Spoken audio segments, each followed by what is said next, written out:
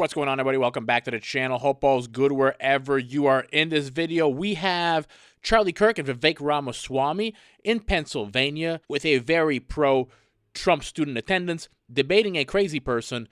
Let's get it. Do you feel proud of yourself for debating college kids who are unprepared to speak in front of an audience like yourself?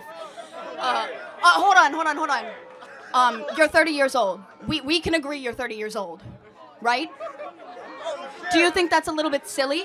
Are you a voter? I am a voter. I'm a registered so voter. I vote and you vote. So I'm talking to voters of this country that will determine the future of Western civilization. That's what I'm doing here today. Yeah? Wait, hold on. How is it any different than a professor talking to you? Than a professor talking to you? Who are you? Well, important enough for you to come up to a microphone. Actually, when I first saw this ad, I thought it was like an improv comedy thing. It looked so ridiculous that I didn't even think it was real. Well, no, you could see. Look how popular Trump is on your campus. How does that make you feel? That's not comedy. That is a 5-alarm fire for Kamala Harris because she's probably going to lose Pennsylvania. Look. But no, I just want to be clear. Is there something wrong with talking to voters? No, there's nothing wrong with talking to voters. Well, that's what we're doing here today. It's an open mic. I think that you push a dangerous agenda. Such as? Your stance on abortion rights, for example. Here we go. Okay, so let me ask a question. What is your name? Jean. Jean. And what is your understanding of the current Republican Party's stance on federal intervention in abortion? Well, I know that they want to bring it back to the states, right? So it sounds like you do know that the Republican Party's current stance on abortion is they're against a federal ban on abortion. I do understand that, And we're talking about a yes. presidential election as the Yes. important election that we're talking about here. I understand that, yes. Great. So, again, I think this open dialogue is great. I think it's great you're here challenging Charlie, and I think it's great that he's willing to travel campuses across this country to talk to the next generation. We need more conversation. Now, where's the disagreement, though, on content? Because you could criticize style or why you're talking to people or dunk on someone personally, but where do you actually disagree with the substance? With the way that you edit content and specifically frame it so that people look bad talking to you. The way that you edit your content. we post unedited content.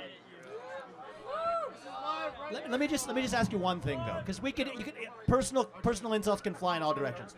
Where is an area where you have a disagreement with the conservative movement, with Donald Trump, with Charlie Kirk, perhaps with myself? I was a presidential candidate last year. I think we need to talk about that more in the open, and the more we do, the stronger our country is going to be. We got a long line of people, but I want to hear from you one substantive area where you have an authentic disagreement, and I'd be glad to address it. I'm sure Charlie would too. Just in anything. Relating to any political topic where you have a disagreement. Let's air it.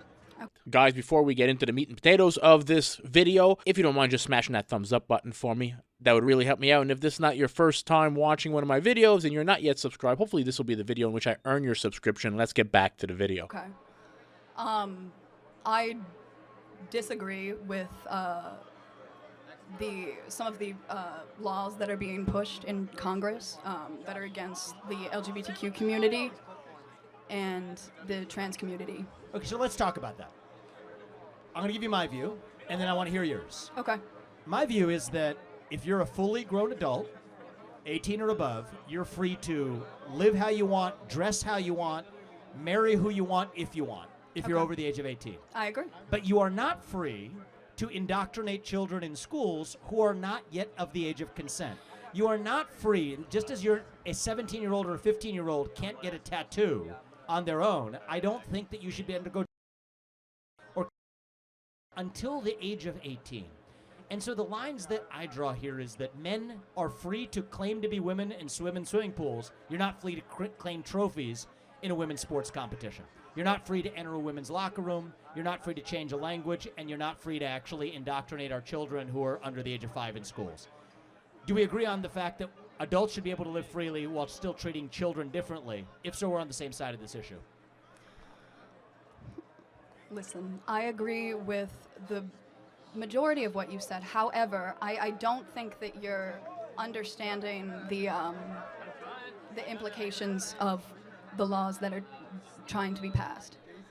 Look, we got a head start in the conversation. We got a long line behind you. But my only ask is, forget the personal attacks or the stylistic attacks. Focus on substance. The more we debate that, the stronger we're going to be as a country. Thank you for coming. Thank you. I don't think you're focusing on substance, though. That's the issue. Hold on. Look, he intentionally tried to provoke substance out of you. And you said, well, I'm worried about some laws Congress should pass. I have to ask, what laws are you talking about? Can you be specific? I'm sorry, I'm very nervous. But this is what you do. This is what you do. You take people and you put them under the spotlight and you... Well, hold on. I didn't ask you to come up here. You voluntarily came to the front of the line. You didn't have to do that. You're purposely antagonizing people on campus, asking How? people to come up by spreading your weird agenda. How? What agenda is that? I'm confused, though. So, Charlie, I'll say this. We'll end on this and we'll go to the next question. When I was 18, and I'm not going to blame you for this, I also took for granted a lot of the stuff that the media force-fed me, because that's what you know at the age of 18. You say there are some vague laws making their way through Congress that are hostile to trans community. Know how? I don't think those laws actually about, exist, but I don't blame you if that's to me. what the cable media is feeding you. But let's get to the specifics, and then we're able to actually have an open dialogue. And that's one of the things I've learned over the last 20 years. I think that the issue is we're getting our media from different sources. Both people are getting media from these skewed sources. The facts that you're presenting are not always correct. And that's why we're here with no TV screens between us. So people who have policy-based substantive disagreements, we invite those. I think that's how we're going to get our country back. And as it relates to trans, which you brought up, 18 or above, you're free to live how you want. You're not free to force that onto somebody else, or especially kids. And if we agree on that, we make some progress. Thank you. Disagreements, yeah. Just like all liberals, when she was forced to think about her position and her argument, it all fell apart. What was funny to me is when she told Charlie Kirk, you're 30 years old, you're out here debating students, isn't that silly? Now, she'll think that's silly and weird, but grown adults talking to little kids about their gender, that's okay? What kind of dystopian world are we living in? And look, these guys like Vivek and Charlie Kirk, they would gladly debate the teachers. I'm sure they would prefer that, but these teachers won't debate them because their ideologies just fall apart. It's like a house of cards. A lot of these teachers, they sell books, they have status in the university, and they don't want to be on YouTube looking like fools, and then you got talking heads like me making fun of them. That's not good for business. And she questioned Vivek Ramaswamy about knowing about the laws. The man just ran for president. Pretty sure he knows about the laws. Then again, when I think about it, Kamala's running for president, and she doesn't seem to know much about laws and policy. So my argument there is probably not valid. But at the same time, Vivek is way smarter than Kamala. I love the very pro-Trump student attendance in Pennsylvania. This is why the Biden-Harris government sends all the migrants via plane. They fly them into Pennsylvania, Arizona, Ohio. These are swing states that generally swing Republican. They're trying to have a one-party rule. They're trying to change that state and make it a blue state. This is all done by design. That's why they send the migrants there. I would like to, when I see this young lady, I would like to bring back my argument of not everybody should be allowed to vote. We don't benefit as a society from having just a massive pool of voters. You hear this at every election campaign. Oh, you got to get out to vote. We got to get the numbers up. We got to get out to vote. But just having more warm bodies at the polls, that's not helping. You are better served as a country having a smaller pool of very educated voters that know the policies, that can vote properly.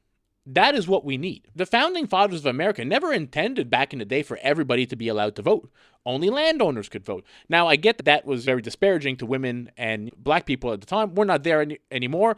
Everybody's equal. We have equal rights across the board. Blacks can vote. Women can vote. Everybody can vote. But just because there's no discrimination on race and gender doesn't mean that there shouldn't be any discrimination whatsoever.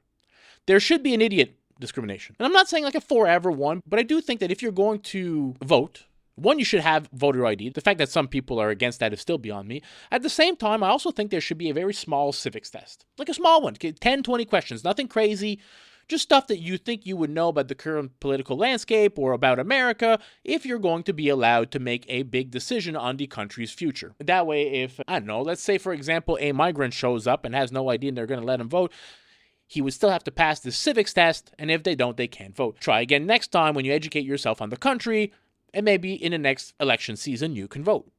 But we do not benefit by just having more and more people going to vote. Having a smaller pool of more educated voters is a much, much better way for the future of the country. Now, I get that probably will not happen, but, in my dream world, it would be like that. Hope you all enjoyed this video. If you did, smash that thumbs up button, everybody. Consider subscribing to the channel, help it grow. And again, if this is not your first time here and you're not subscribed, hopefully this will be the video in which I can earn your subscription. I'll catch you all in the next video. Peace out, everybody.